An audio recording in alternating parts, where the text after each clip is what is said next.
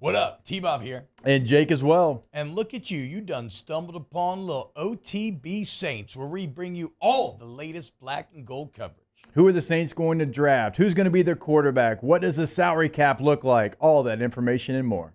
Hope you enjoy it. Like, subscribe. We start with our guy, Nick Underhill from neworleans.football. Go sign up for neworleans.football today. Sub to him on YouTube, everything else. Proud survivor for years now. You know that I believe it is your number one resource for Saints news. A lot of talented Saints writers out there, but maybe none better than the team over there at NOF. Let's start here, Nick. Latest on the Marshon Lattimore trade potential. I got a question for you at the end of this answer because I need to know which restaurant chain went bankrupt, but we'll get to that in a second. Yep. The first, yeah, I mean, the thing on Lattimore, him and DA are talking a little bit, so I mean that's a good thing.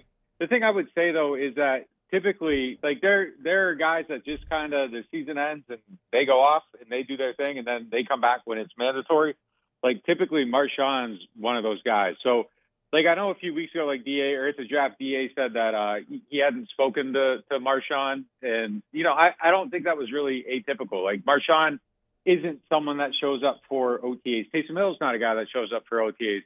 Alvin Kamara's tweeting pictures of being in Ghana as of yesterday. I would be surprised if he's at today's OTA when we go out there in about an hour.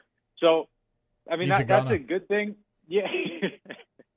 Sorry. I think you know, I think the thing with Lattimore is, like, I think that's a good sign that it doesn't sound like it's, like, at this place of just intense at odds, can't survive in the same building type of situation. So I think that's a good thing, but I still believe that if there is a call and it's like a high second-round pick, late first-round pick, like a type of trade where you really got to consider it, I still think the door is wide open for him to get traded, and I think that's definitely a possibility, but it doesn't sound like it has to happen. You know what I mean? So, I mean, I think that's a step in the right direction for sure. I mean, surely it wouldn't happen for like a fourth-round pick, though, right? Like, they would need a better – they're going to need something juicier to make him pull that trigger, I feel like is the latest development. Yeah, I saw that Bill Barnwell article, too, where he suggested a fourth-round pick. No, I mean, I don't see any way that would happen. That would be crazy. I mean, he's someone that I think if you tell me he's playing every single game this year, 17 games healthy, locked in, has the right attitude, like he's a game changer. Like I don't think you trade that type of player for a fourth. Now, like they do have like a lot of corners, so you could trade him and it wouldn't necessarily submarine your season or anything like that. So it's something that I think the door is open on for sure. But yeah, they aren't going to give him away. They don't have to trade him. You know, I know a lot of people like immediately the point of reference is the Chauncey Gardner-Johnson trade. And like, I would say the difference with that is that like Chauncey was going to get cut. Like they got something for a player they were going to cut. Yeah. Like they aren't going to cut Marshon. So people are like, oh, they made a dumb trade.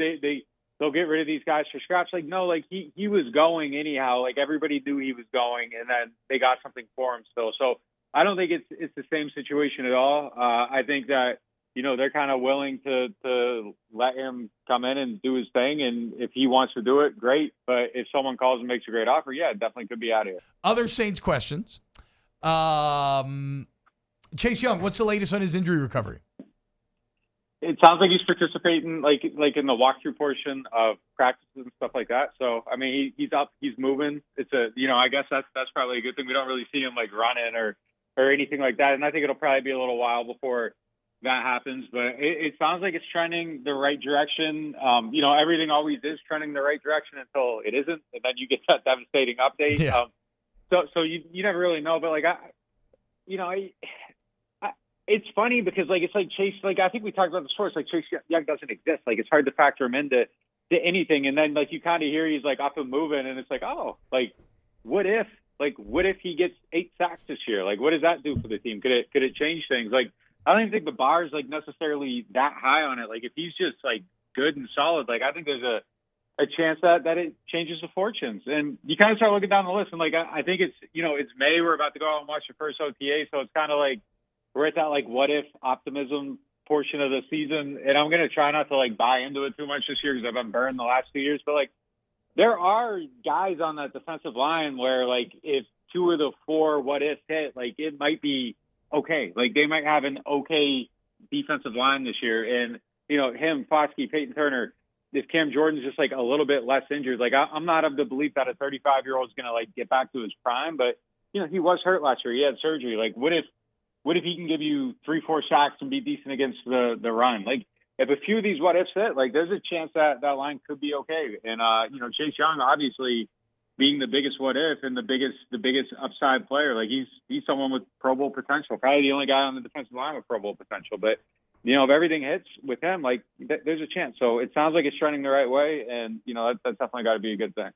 Staying with the defensive line, a guy that was a first-round pick a year ago and played pretty well, Bryan Bresee, we haven't really talked about him this offseason. And it was a player that I thought really got better as the year went along. Like, what are the plans maybe for him?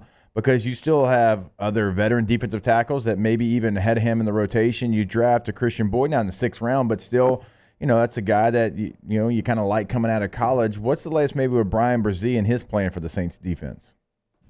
Yeah, it's funny because I don't think we talked about him enough at all last year, just like in general. Like he had a really good season. There was just like so much negativity that it was kind of hard to see like these little glimmers here and there. A rookie DT that, I think we did a study before the season and like, guys that got like 3 sacks, like that was like a great number for a rookie DT. And, he exceeded that. And then he had a couple taken away too.